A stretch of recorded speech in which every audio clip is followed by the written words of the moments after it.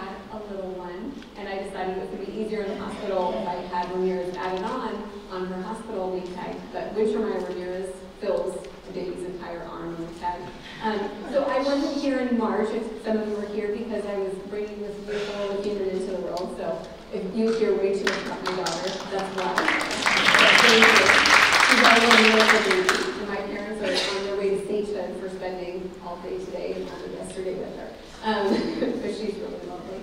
So those of you here in March, I missed you because I've been here every conference since we started except for March.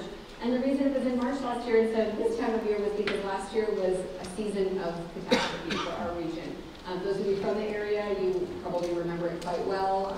My older stepsons were out of school for 5 weeks. It was a really heavy year. And as we came to the year anniversary of the fires and all the mudslides, it gave me cause to think of the healing that's happened in our community and what the impact has been on our students to see how a community rallies together and supports one another. And nowhere do we see that better than in the field of education, right? Because nobody cares more about these young people than their families, we hope, and us. And that's why, right after the holidays, we pack our bags and we come to a conference to spend a couple days together learning from one another and truly trying to collaborate. It is not an easy thing to do, but it is our call, it is our mission, and it's what we bring you here to do together. Our hope today and tomorrow is that you'll have a chance to have rich conversation with one another. You'll have a chance to exchange ideas from best practices other schools are sharing with you, and really immerse yourself in the potential of what Get Focused, Stay Focused can do for all of your other initiatives on your campuses. A brief background, I come from the K-12 world originally. I started out as a kindergarten, first, and second grade teacher in a tiny middle school. And that taught me a lot about the foundations of education and where we start our students on this journey toward college and career readiness. We throw that term around all the time, but it starts really in the home and then when they come to us in our places of work. I eventually moved on to teach middle school and then high school, and now I work at the community college level. I had the great pleasure of working here at Santa Barbara City College for a number of years, running the dual enrollment program, which is how Diane and I co-founded Get Focused, Stay Focused. And then I moved on to a counseling position at Ventura College, which is where I currently work. And this is kind of my passion project that I do in addition to my full-time job as a counselor. So you'll hear a little bit more about what I do in relationship to this course and curriculum that we are going to talk about. But I want to go back to just, kind of giving you some background on why this is all so important. So when we talk about a conference of collaboration, I think about all of the words that we throw around and the jargon of our industry. So I want you to just pause for a moment, and when I say these words, I want you to feel in your body what your reaction is. What is that visceral feeling when you hear the word mandate, new legislation, funding formulas, accountability and outcomes? How do you feel when you hear those words? Do you feel excited? Are you getting like goosebumps? Like, I can't wait to dig into all of this? Do you feel like the butterflies and nervousness in your stomach of, oh great, here it comes again? Is there stress? I think for a lot of us, those words induce sort of here's another burden of something I have to be responsible for. In the community college level, we've been working very diligently on 3SP, the student success programs of the last several years, which were also part of legislation. And then this year we were told, no, we're not doing that anymore. We're going to change things. And we're all supposed to just set aside what we've been doing and move on to the next thing without questioning all of that work and acknowledging the efforts that we've made. So, just a couple years ago, I was up here and we were talking about 3SP and we were really hitting that home. And then last March, we talked a lot about guided pathways. I wasn't here, but I built the presentation, so I know that Rochelle filled in my shoes and talked about guided pathways. And those are conversations we're still having, but I think it's really important to acknowledge where we've been and that through that journey, we're trying to gather data, gather our best practices so that it's a part of the next step. We can't change the structures that be at the state level. There will always be new mandates, there will always be changes in laws, and somebody who thinks they have a better tagline for what we do. But it always comes back to the same thing, right? What does it come back to? Absolutely. It comes back to our students and doing what is best for them. So at the heart of all of our conversations around collaboration, we want to be thinking about that. How do we effectively communicate and collaborate between the K-12 system, the community college system, the four-year college classroom, and most importantly, industry, because they speak a completely different language than all of us as educators. So collaboration is much deeper than just high school to college, and we want to keep in mind that as we go on as well. So when we think about what we can learn, the sessions that you'll see in your booklet that you got this morning are going to outline a ton of different topics. If you haven't had a chance to look through it, I'd like to invite you to open up your program just for we're going to do this for 60 seconds and just read some of those descriptions since you may not have had time yet this morning.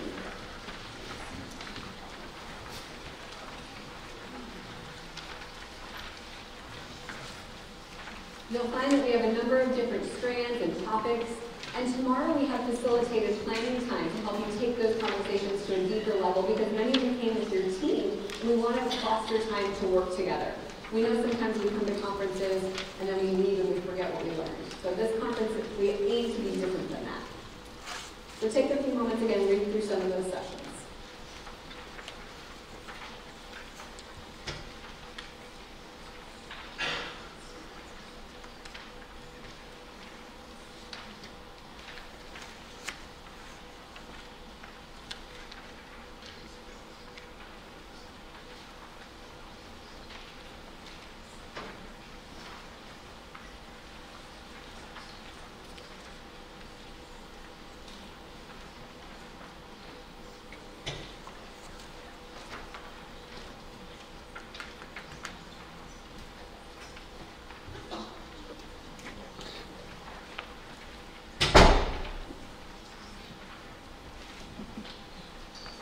We'll have more time later, I promise, but I just wanted you to get a snapshot of the breadth of what's going to be covered over today and tomorrow.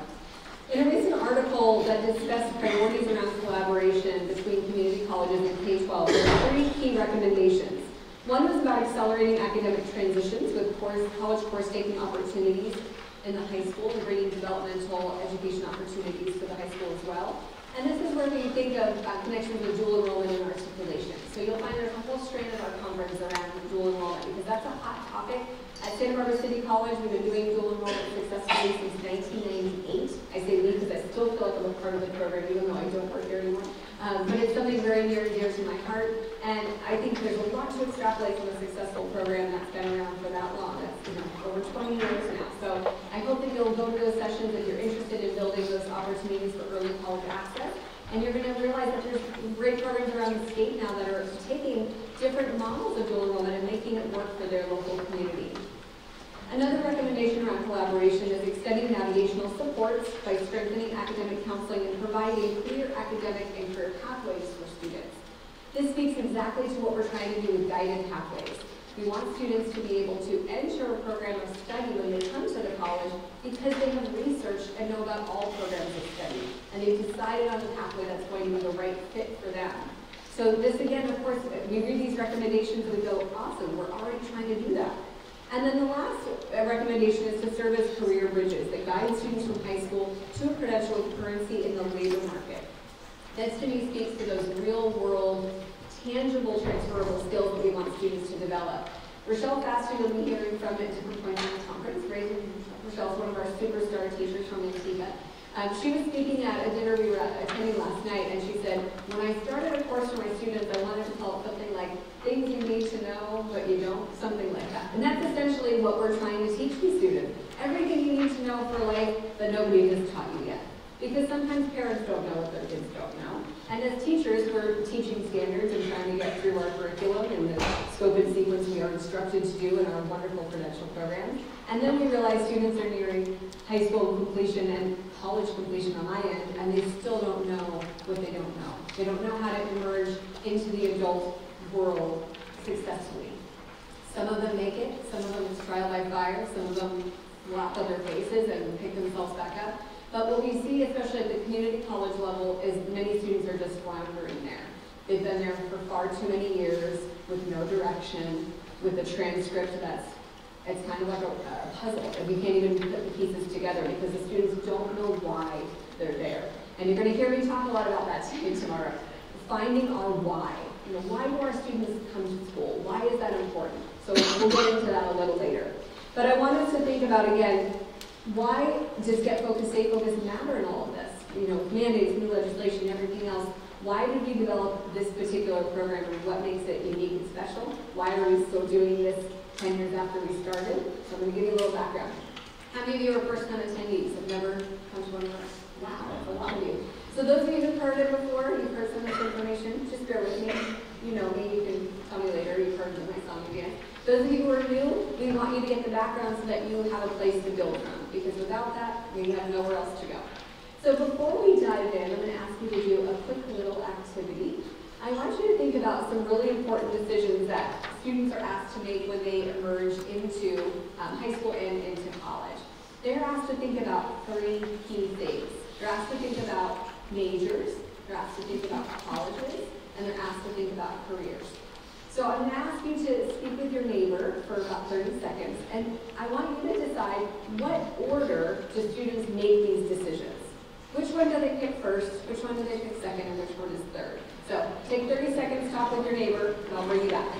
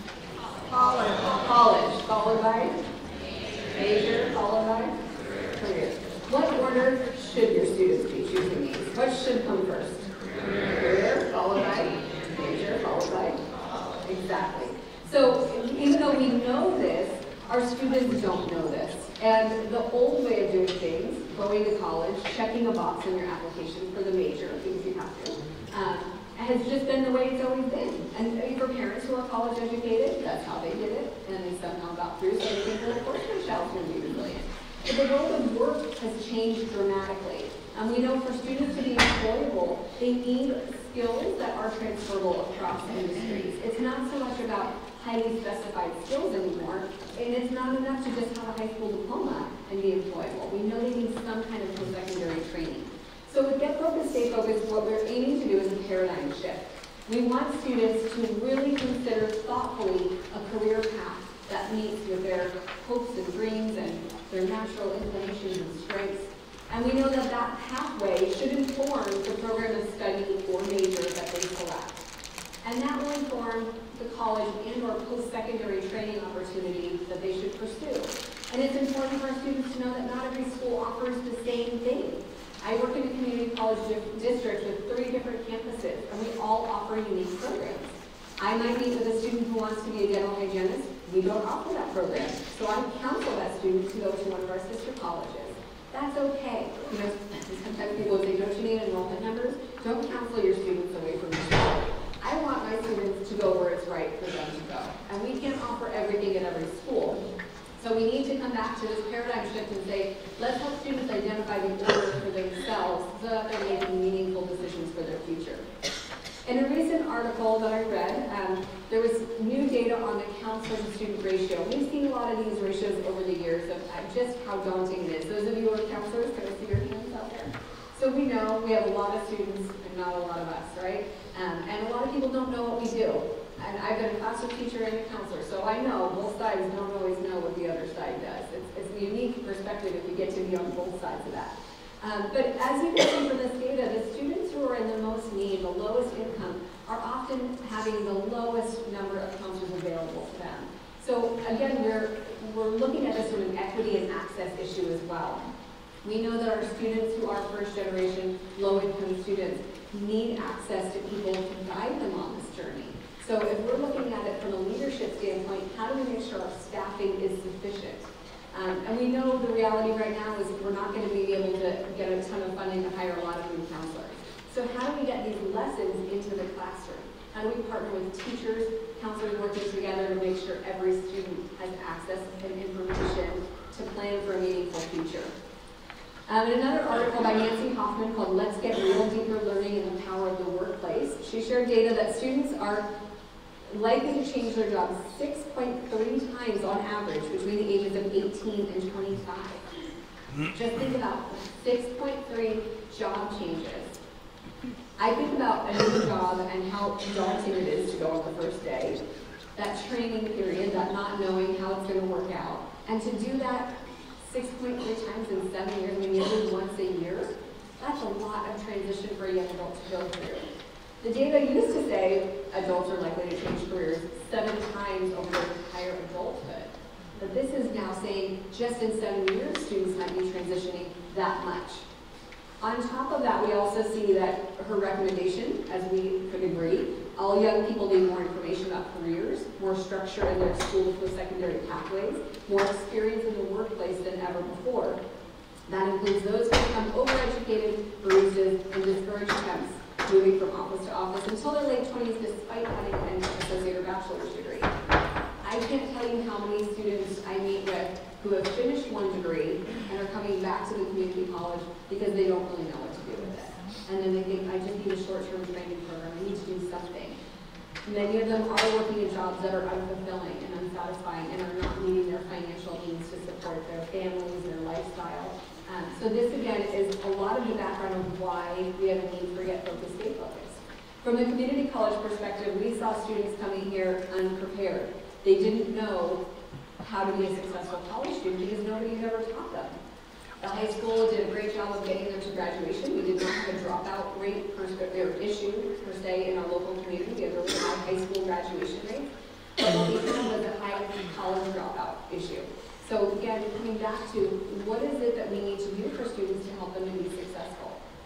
Another recommendation from an article on pathways to high quality jobs for young adults talks about the importance of workplace learning, focusing on quality and equity, looking at on-ramps to employment, and all of these things factor into what we've developed with Get Focused, Stay Focused. We want opportunities for students to get out into the real world, experience what it's like to go to a job.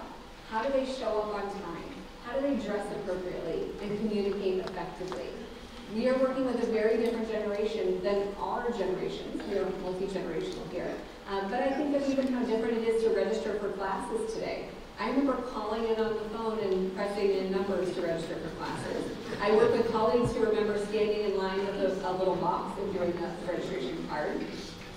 And now students go on their portal, they have to first figure out how to get into their portal, they have to figure out where the CRN number is, they have to know how to plug that in. It's very different than how it was 10, 20 years ago. So all of these things factor into workplace readiness and college readiness. And how does Get Focused, Stay Focused fit in? So we asked ourselves, what is it we want students to have when they come to us, when they matriculate from high school to college? What is it that they could come here with that would better equip them for success? So there's a lot of background into developing a program like this. We didn't set out to build this comprehensive program. What we started out to do was expand dual enrollment. We said maybe as students have earlier access to college, all of these other pieces will fall into place. They'll know how to register for classes, they'll know what it's like to come to a community college, how to be successful at that level of rigor and expectation. So what we started with in 2009-10 was a pilot program of what we now call our Get Focused course. A semester-long course to help students get focused in the 9th grade of high school on what they might want to do in the future. Not locking them in, but just getting them to think about it. And as we developed this program, one key piece of this was to say we want every single student to have an opportunity to do this because that is addressing equity and access. This is not a program for the highest achieving or those who are struggling or those in the middle. This is every single student having a need to plan for a meaningful future. So we also looked at research around that time that said students who enter college with a program of study are twice as likely to find success on the end of that journey. So if we can help students come in and within that first experience in either high school and or college, decide on the appropriate pathway, they're more likely to be successful. As we expanded out Get Focused, Stay Focused, we said, what are our key goals? What do we want the outcome of this program to be? And we decided college and career readiness was a big piece of that. And again, that's a nebulous term that includes so much underneath it. We want students to have an informed, declared major or program of study when they bridge over to any post-secondary training. We want them to have a chosen post-secondary path that is appropriate for the careers that they have researched and decided upon. And we want them to develop a 10-year career and education plan to guide them on their way, so that it's not a handoff from the high school to the college, or sorry, not a send-off, but rather a handoff, that we're partnering together, building a plan that the student can take with them when they move on to the next level. In your handbook, I think it's on the very back page of your program, you're going to see what we call our PEM model, the Progression of Education Model. And when we started to develop this program beyond just a freshman course, we needed something to graphically represent what was happening in each step of the program. So this is something you may want to refer back to over the next couple days if you want the big picture of what we're doing. When we started this freshman course, it started because there's a wonderful curriculum that we use called Career Choices. And Diane happened to be invited by a dean from another college to learn about the program and learn about the curriculum. And she is a very forward-thinking educator and had a great opportunity to expand dual enrollment. And she said, well, what if every freshman in our local service area for Santa Barbara City College could take this semester-long course and plan for their future and earn dual enrollment credit while they do that? We happen to already have a course of on the books called Personal Planning, and it was under one of our CTE departments. So we didn't have to start from scratch. There was already a great course in existence, and the students could earn 3 units. We structured it pass, so kind of scaffolding for freshmen in high school. We know not every 14, 15-year-old is ready for a college-level course, so they don't have to sign up for college credit if they don't want to. But each student in those classes would learn what is the process to enroll in a college course. So even if I'm not ready for it now, I can do it later. So we created this freshman transition course. And through that course, students use the curriculum, you can go to the next slide. They use the Career Choices textbook, and they build online a My 10-Year Plan. It's called my10yearplan.com. So you'll hear lots about that, and there's going to be an e-center set up in the IDC building if you want to see the plan in action. But as students work through this curriculum, they're building their 10-year plan, which becomes this living document that they can take with them. So the class doesn't just end after that semester. The students are going to revisit this concept as they go along. When we first started the freshman course as a pilot, we thought, this is great, they're building a 10-year plan, they can go back and revisit it with their parents, with their counselors, awesome, we're done, we just do this class. And very quickly in the first couple of years of implementation, we realized nobody's going back to the plan because there's no structure. One high school is doing a really good job, Carpentry High School, go Carp. They had a great structure with their counselors meeting with every student between freshman and sophomore year of high school to revisit the plan. But they were the only ones who had a structure to it. So that's where the state focus piece came in. In freshman year, we're getting them focused, and now we said in the 10th, 11th, and 12th grade, we want them to stay focused on this plan and revisit it in a structured way. So we developed follow-up modules for students to revisit and touch that plan and do additional career and post-secondary research. All of this began with something called the Freshman Transition Initiative out of George Washington University. And she's not here with us this year, but Dr. Rebecca Denman is kind of, we now lovingly call her like the grandmother of the initiative. Because she started this many years ago and published some wonderful research. I'm totally blanking on the name of the Principals magazine, but it was in the Principals magazine a number of years ago. And the concept was that students need support as they transition from 8th to 9th grade. And as a college counselor, I'm going to say, they also need a lot of support when they transition from 12th grade into that first year of post-secondary training. So Freshman Transition Initiative is not unique to high school freshmen. It also counts for college freshmen as well. But within Freshman Transition Initiatives, Dr. Denman outlined the kind of standards you need to follow to do this well, and the importance of why you would need to do this for helping students address their academic, career, and social-emotional development. And as counselors, that's what we are charged to do. But there are, again, very few of us and a lot of students. So one of the recommendations recommendations was to have the counselors and classroom teachers partnering together toward this effort.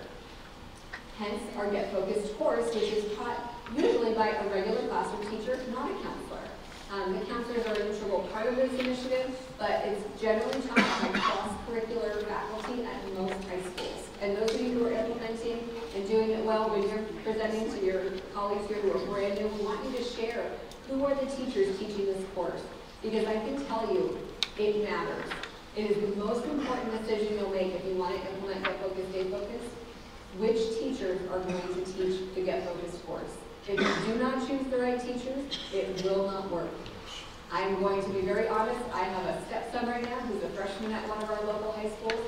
He does not have the right teacher for the course. And it's heartbreaking as somebody who cares about this to see that happen. Because I know that there are amazing teachers in the same high school teaching the course. So those of you who are leaders, it's not enough to say, we're going to do this program. We've had a lot of leaders over the last 10 years come and learn about our program and say, we're going to go back to our high school and we're going to do this. But then they end up taking somebody who's maybe tenured and tired. Is that an expression I can point out? Who maybe doesn't really want to be there anymore. And maybe used to teach driver's ed and that went away, so now they're going to give them the Get Focused course, and that person really doesn't want to teach it and really doesn't like freshmen. We've seen a lot of that.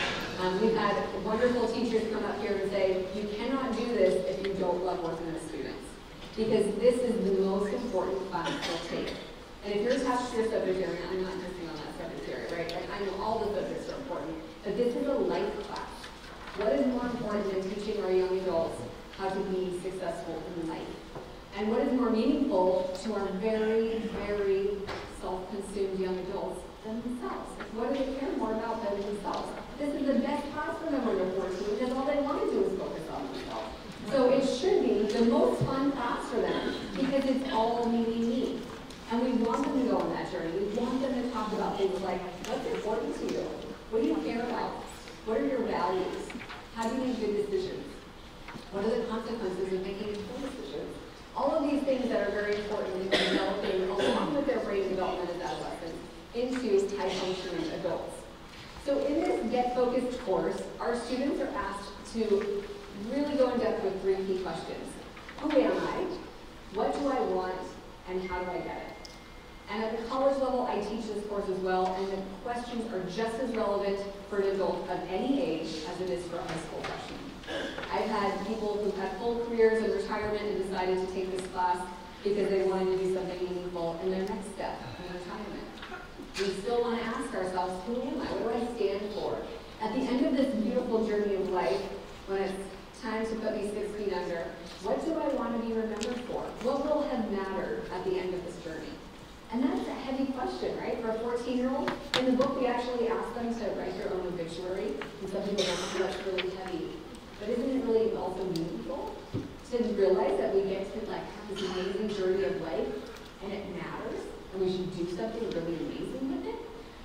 So that piece is really eye-opening for our students to think about and self-analyze, who am I? What does that even mean? The what do I want is really the light bulb moment of financial literacy and the tough reality for our students that being a self-sufficient adult is not easy. I don't know about you guys, but nobody ever taught me how to pay utilities when I was in high school. Even my parents, God love them.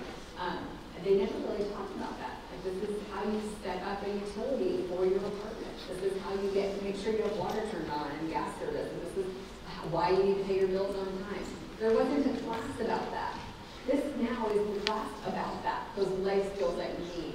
And when students realize what they're aspiring to, many of them it's, I want to live on the beach in Malibu, want to drive a Maserati, I want to have 20 cars in the driveway. And then they start doing the career research and how do I get it? And they're like, oh my gosh, this would really take a high-paying job for me to have this lifestyle. What kind of jobs are going to pay me $320,000 a year to meet my monthly budget? And then we work on a hard time budget and say, it might not be reality that you're going to start out with a 6-figure salary. I hate to burst your bubble, but that's really the reality. So students are working through this process and getting a reality check of what is to come. I'm going to ask you to turn your attention to the screen. We're going to watch a brief video from a high school out in the Inland Empire, and they're going to share share their perspective on how this program has worked for their students. I want you to know the reason that I'm here today is that I don't want you guys to end up mediocre. I don't want you guys to be average. I want you to be extraordinary. I want you to be different. I want you to be remarkable. Find out what that greatness is within you. That is what is most important. That's why you guys are here at school in the groove of understanding what it takes to be successful and to take it to that next level. Well, when I became an Olympic gold medalist in the year 2000, I got all sorts of offers to speak in front of corporations and in front of schools. And at first I didn't think I had anything to really tell them. And after analyzing my story, I realized that I had a great message to share with not only other adults but other students as well. And I've really gravitated towards the students because students are like clay. They're looking to learn, and a lot of them are kind of floating out there and they don't have the focus that they need. And with Get Focused, Stay Focused, they start to understand what it takes to get to that next level. And that's making it to college and really completing that degree, so they're investing in themselves and really investing in their future. Get Focused, Stay Focused is a comprehensive curriculum program that is designed to strategically get young people to think about themselves and their future. It allows them to take some ownership and responsibility. It allows them to build self-efficacy in their educational plan to make sure that they're a success.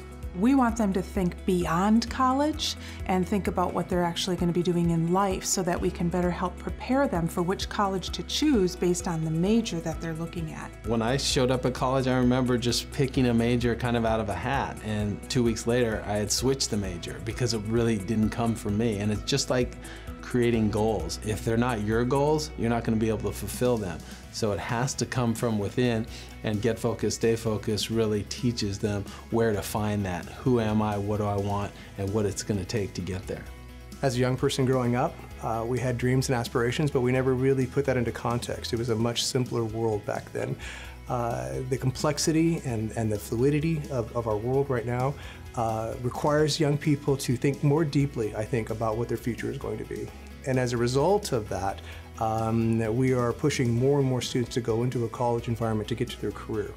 And so the antidote to that, in my belief system, is that with a strategic plan that Get Focused, Stay Focused allows them to take that career, apply it to an educational setting, no matter what that looks like post-secondary, and strategize that. Strategizing that thing develops the self-efficacy in young people to believe in themselves, to target things strategically for themselves, and ultimately we're going to find that by design they're going to be completing and reaching their goals. In the Get Focused part of the Get Focused, Stay Focused initiative, the students have a whole semester where all they do is focus on themselves. And they go through and they start to think about their futures, really think about what my life might be like in 10 years, and learning strategies to help them get there. Young people are very myopic. The world is basically where they're standing at that point in time. And so getting them to project and see into the future is really, I think, the skill set that the curriculum develops and hones for them. But it's not just a stop drop. And what I mean by that, it's not we're going to take a semester class or a year class and it's going to end. It develops itself into a 10-year plan that we revisit over the next few years, and even into our collegiate years or post-secondary years, and even into our career in that sense. So the longevity, I think the beauty of the Get Focused, Stay Focused curriculum is that we know that a 14-year-old might not be able to decide exactly what they're going to be and it's going to come to fruition. God bless those who do. But for the rest of us, in that sense, that having a plan and adjusting a plan is really what the power of the program is. So it's developing a skill set, it's developing a mindset that allows them to take charge and take responsibility for their own future. We have students that are going to go to Ivy League colleges. We have students that are going to be taking over their parents' landscaping business. We have kids that are going to be going to cosmetology school. We have kids that are going to be going to mechanic school. We have kids that are going to be going into the workforce directly. It's 100% of the students that need this kind of planning. It's not just the top kids, it's not just the remedial kids, it's all of the students. Oftentimes, if you don't have a goal or a target, we're just kind of floundering. We're not really thriving in life, we're just kind of passing through it. Sometimes our students are going to be blindsided at some point in their life. Not everything was going good at home. I had kind of lots of obstacles that I had to go over, and being in that class is kind of like a good positive environment, knowing that I could work toward a goal and it was helping me stay focused on everything so I can achieve that goal at the end. And everything else that was going on with me at that time was kind of temporary, and that this helped me kind of work through it and stay focused.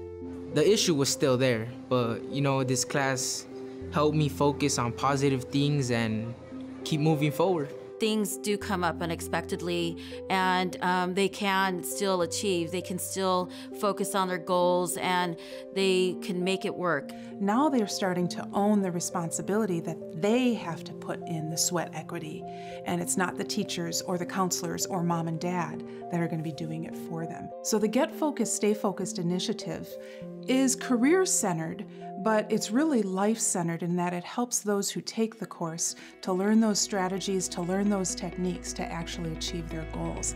It's opening my eyes to see that if I pass this test or I do my homework, there's a goal I can reach at the end of it, a great career, a great life. I have a lot of students that come back and visit with me about how this is their favorite class. Maybe not at the time, but how they refer back to it, and them coming back and saying that it made a difference in their life. One thing stands out is I remember a kid telling me, you know what, I don't ask my parents for money anymore because I know how much it's worth now to make $20.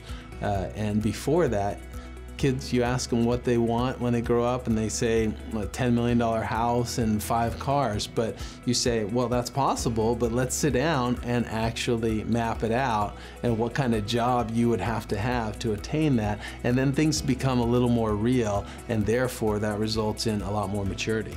My favorite part of the curriculum is probably the end product. When we do have the opportunity for our students to do interviews, and they've gone through the whole process, and they are coming out with a 40-page document that's their 10-year plan, and they've practiced with their parents, and they've practiced interviewing with their peers, and they go in and they talk to people they don't know and do a mock interview.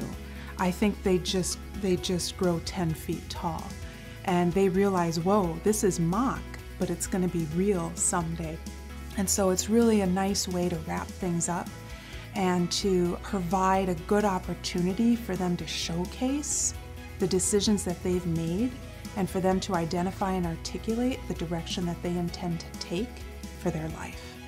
If you walk out of here with one thing, walk out of here knowing that it is your choices that are going to make up who you are. So get rid of the excuses. You have to believe in yourself, and that is the only way you end up accomplishing those goals.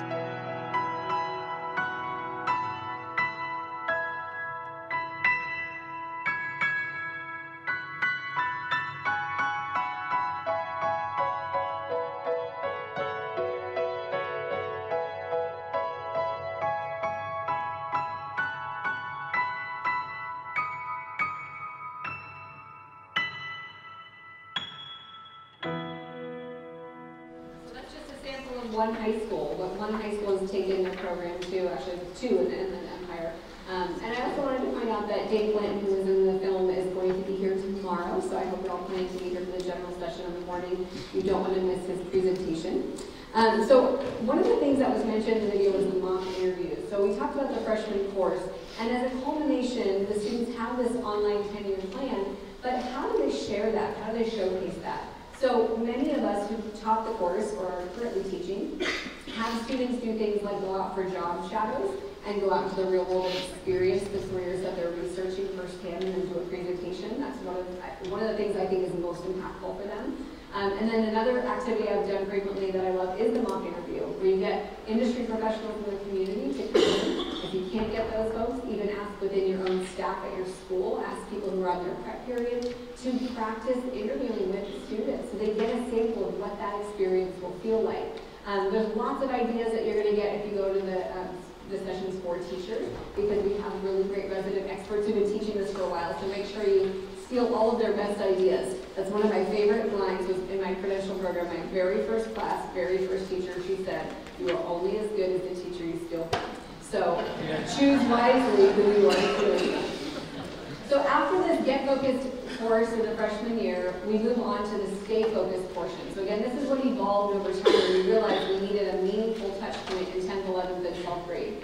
So in Mod Module 1, students are looking at high demand careers and attitudes that promote readiness for that post-secondary step.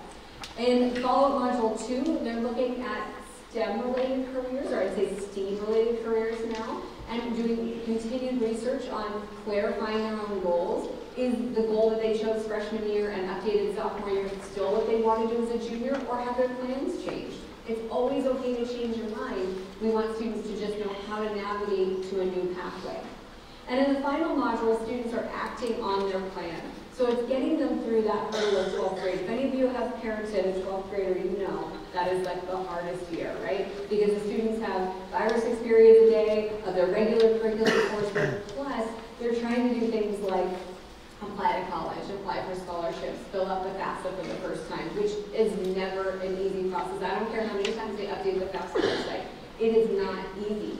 So all of those things stress our students out, and we want to just demystify that process for them. So in the 11th grade, we literally have to create a college-going homework with the timeline. Like, these are the timelines when I have to get things done, so I can backward map to today and prevent that stress of procrastination on November 29th when my applications are due. It's like, we want to get rid of that. We want to teach students that responsibility to calendar events and take care of all those next steps that they're pursuing.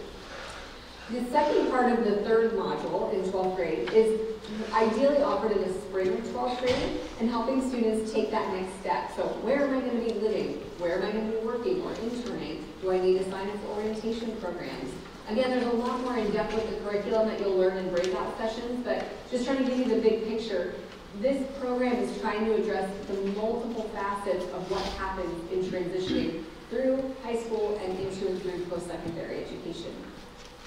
This comes back to that theme of collaboration because Get Focused, Stay Focused in the high school are ideally developing a college partnership through this program. So ideally this would be your on-ramp to guided pathways. This is how students would decide which path they want to pursue and enter that path. Those are the first 2 pillars of guided pathways. So again, we're trying to address that with Get Focused, Stay Focused. Those of you who are working on strong workforce proposals, this is a project in common that's been promoted within the state of California. Those of you who are aware of the multiple measures and AB 705 around English and math placement in the colleges, this is how students learn about that. This is how they learn what they are ready to take when they get to the college, and the importance of ideally entering at college level math and English once they matriculate. Again, that's a whole other, that could be a whole conference unto itself, right? And finally, building that bridge for matriculation where we're supporting students as they make that transition. I know at our college we do multiple events. We do events for the high school counselors to come on campus, so we kind of prep them for what's happening. We do what we call Pirate Fridays, and we bring the high schoolers to our campus and just get them familiar. Then we do group counseling sessions with them, and students have to come back to campus. So we're trying to just really support them in getting used to being in a totally different environment than the K-12 system, where they have to take action on their own with support, but a lot less support than they're used to. So again, trying to make that bridge a little smoother. For students who did not get Focused, Stay Focused in high school, because we know we're never going to get 100% of high schools in California to do this, but I will tell you we have, I think, over 166,000 students right now doing this program. But we know there will be those who attended high schools and did not get this opportunity. So we advocate for those students a first-year experience at the college, where they would take the same 3-unit, 1-semester-long course, same curriculum, building their 10-unit plan. That way, when they are declaring that major, that program of study in the first year of college, it's now done with intentionality. And having taught this at the college many times, I can tell you it's just as meaningful, but every single student says, I wish I'd had this in high school. I wish I'd known this earlier. So take that with a grain of salt, okay? If you can't do it in high school, ideally if you're at the college, please offer it there. So one of those final things I want to say before I transition to our wonderful keynote speakers, I'm so excited to hear from all of them, is to think about this lesson. This actually came from some Guided Pathways research, and this is according to a Harvard business professor, John Cotter, about why transformation efforts fail. And I don't want to focus on the negative. I really like to Pollyanna things to death sometimes.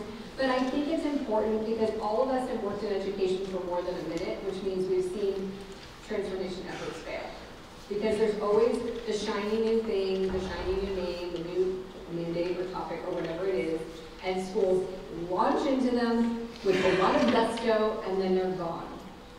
So among these recommendations are things like there's not a creative sense of urgency. They don't create a powerful enough guiding coalition. They lack vision. So you can read through all this yourself, but this last one, not embedding changes into the culture, I think is one of the biggest reasons we see schools who try to get focused, stay focused, fail. Because it's something that maybe one or two people heard about, and maybe came to Santa Barbara in January and got really excited. And then they went back and they maybe tried to drum up some support, and they maybe got one or two other people excited about it. And they maybe even started a pilot class, or maybe even some of them went back and started an entire freshman transition initiative for every single student in their school for like a year or two.